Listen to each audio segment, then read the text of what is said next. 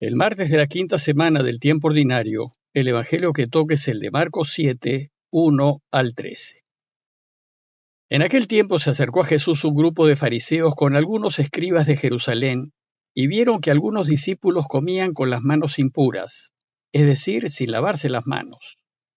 Los fariseos, como los demás judíos, no comen sin lavarse antes las manos, restregando bien, aferrándose a la tradición de sus mayores. Y al volver de la plaza, no comen sin lavarse antes, y se aferran a otras muchas tradiciones de lavar vasos, jarras y ollas. Según eso, los fariseos y los escribas preguntaron a Jesús: ¿por qué comen tus discípulos con manos impuras si no siguen la tradición de los mayores? Él les contestó: bien profetizó Isaías de ustedes, hipócritas. Como está escrito: este pueblo me honra con los labios, pero su corazón está lejos de mí. El culto que me dan está vacío, porque la doctrina que enseñan son preceptos humanos. Dejan a un lado el mandamiento de Dios para aferrarse a la tradición de los hombres. Y añadió: anulan el mandamiento de Dios por mantener su tradición. Moisés dijo: honra a tu padre y a tu madre, y el que maldiga a su padre o a su madre tiene pena de muerte. En cambio, ustedes dicen: si uno le dice a su padre o a su madre, los bienes con que podría ayudarte los ofrezco al templo, y no le permiten hacer nada por su padre o por su madre, invalidando así la palabra de Dios con esa tradición que se han transmitido. Y como esta, hacen muchas. Jesús se encuentra en la región de Genezaret, y en esa ocasión, motivado por las críticas que los fariseos y escribas hacen a sus discípulos por incumplir las normas que regulan el comer, Jesús nos ofrece una nueva enseñanza. El texto empieza diciéndonos que se acercó a Jesús un grupo de fariseos con algunos escribas de Jerusalén y vieron que algunos discípulos comían con las manos impuras, es decir, sin lavárselas. Es de notar que con Jesús estaban sus discípulos, algunos fariseos del lugar y algunos escribas venidos de Jerusalén. Los fariseos eran laicos de buena fe que pertenecían a un grupo religioso bastante extendido, cuyo propósito era observar la ley hasta en sus mínimos detalles, pues pensaban que si lo observaban hasta en sus extremos iban a colaborar con Dios, apurar la venida del Mesías y facilitar su reinado.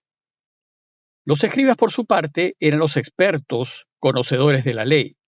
La estudiaban a fondo y conocían muy bien lo que contenía.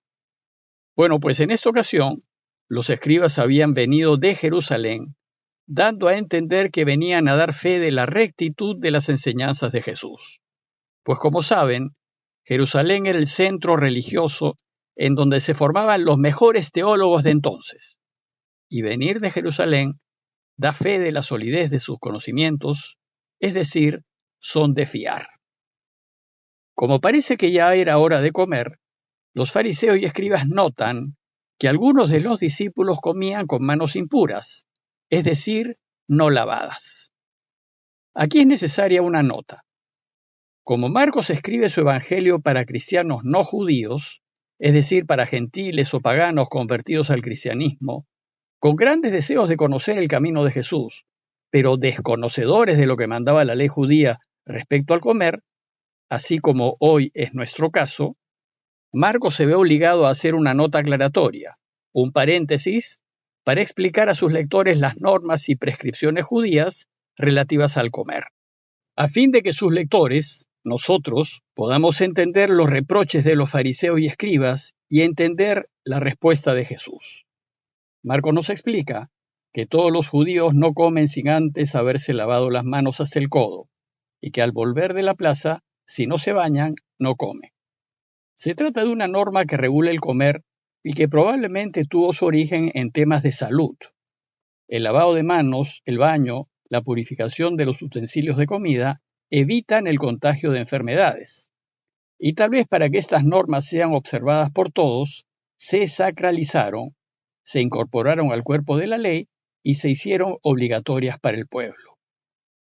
Marcos también nos dice que los fariseos y los demás judíos se aferran a la tradición de los antiguos y que estas prácticas las observan por tradición. También nos dice que hay otras muchas cosas que observan por tradición, como por ejemplo la purificación o el lavado de copas, jarros y bandejas. Bueno, pues según la ley, comer con manos impuras, es decir, no lavadas, hace que la persona caiga en impureza legal y así queda religiosamente contaminada. Y como la impureza legal impide una recta relación con Dios, era necesario, a fin de recuperar esta recta relación, que el judío que había perdido su pureza religiosa se purifique mediante ritos de lavado. Lo que había que hacer era evitar caer en impureza legal. Aclarado el tema para sus lectores, Marcos entonces nos presenta la crítica que hacen los escribas y fariseos. ¿Por qué tus discípulos no viven conforme a la tradición de los antepasados? ¿Por qué no se lavan las manos antes de comer? ¿Por qué no guardan las normas de la pureza legal? ¿Por qué no hacen lo que manda la ley para todos los judíos? ¿Y tú? ¿Por qué permites que se contamine? Los escribas reprochan a Jesús la conducta de sus discípulos. Y es muy probable que Jesús haya estado haciendo lo mismo que los suyos. Sin embargo, los maestros de la ley no se atreven a acusarlo directamente. Entonces Jesús sale en defensa de los suyos, reaccionando con dureza, al extremo de llamar hipócritas a los fariseos y escribas. En una cultura religiosa dominada por las normas de la pureza legal, Jesús busca enseñar qué es lo que contamina y qué es lo que no contamina. Y en defensa de sus discípulos usa dos argumentos.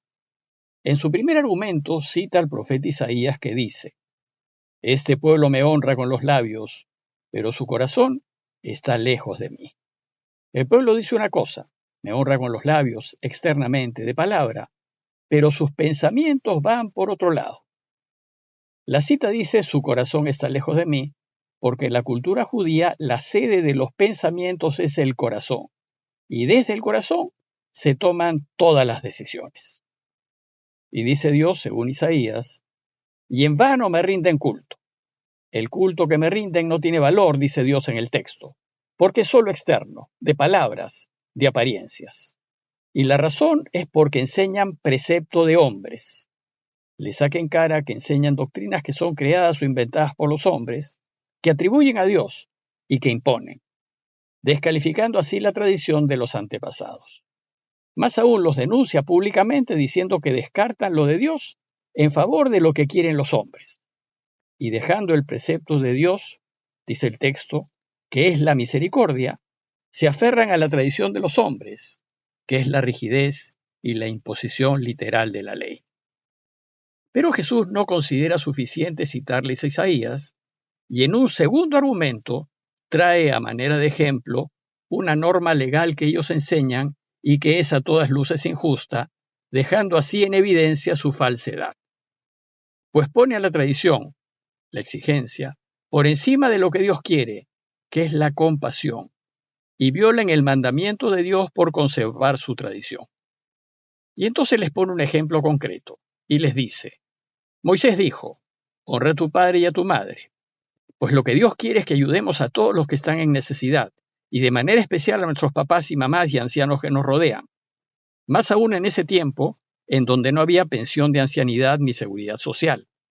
Pues cuando papá y mamá se hacían ancianos o se enfermaban y no podían trabajar, quedaban en total desamparo. El deseo de Dios es que nos ocupemos y que velemos por ellos. Más aún, la ley decía que el que maldiga a su padre o a su madre será castigado con la muerte. Es decir, no solo debemos atenderlos y ayudarlos, sino que además debemos quererlos, perdonarlos y tenerles paciencia cuando estén mal de la cabeza. Habiéndoles citado lo que Dios quiere, les recuerda lo que ellos enseñan. En cambio, ustedes, dice, si uno le dice a su padre o a su madre, los bienes con que podría ayudarte los ofrezco al templo, el original griego dice, los declaro corbán. Ya no le permiten hacer nada por su padre o su madre, invalidando las palabras de Dios con esa tradición que se transmiten, y como esta, hacen muchas. Declarar corbán, algún bien, significa consagrarlo, es decir, dedicarlo a Dios, ofrecérselo, ponerlo en su presencia. Y una vez declarado corbán, el bien quedaba para el templo o el santuario en manos de las autoridades religiosas y ya no se podía usar para ayudar al padre o a la madre. Evidentemente a las autoridades religiosas les convenía que un bien se declarase corbán, pues terminaba siendo para beneficio de ellos. Y parece ser que las autoridades fomentaban esta práctica. Pero Jesús les dice que declarar a un bien corbán impidiendo que se use para ayudar a los necesitados anula el deseo e intención de Dios. Y les dice que así, por su tradición que se han transmitido, anulan la palabra de Dios. Jesús pues denuncia a los escribas y fariseos por imponer un precepto humano que impide ayudar al necesitado, en este caso a los padres. Lo que Dios desea es que ayudemos a los necesitados y este deseo de Dios debe estar por encima de lo que diga la ley o la norma. Bueno, pues a manera de conclusión, los invito a considerar qué debemos corregir en nuestra forma de ser para ser mejores seguidores de Jesús. Primero, considerar que a veces, en lugar de ver el mayor bien, lo que más ayuda, nos quedamos entrampados en detalles y formalismos que nos impiden ayudar. Y segundo, considerar que a veces actuamos como los fariseos y escribas y ponemos la compasión y la misericordia hacia los más necesitados detrás de nuestros intereses personales. Y esto va contra los deseos de Dios. Pidámosle pues a Él su ayuda para fijarnos más en el fondo y en la intencionalidad de nuestros actos que en mantener las apariencias, las formas y el cumplimiento de lo externo. Parroquia de Fátima, Miraflores, Lima.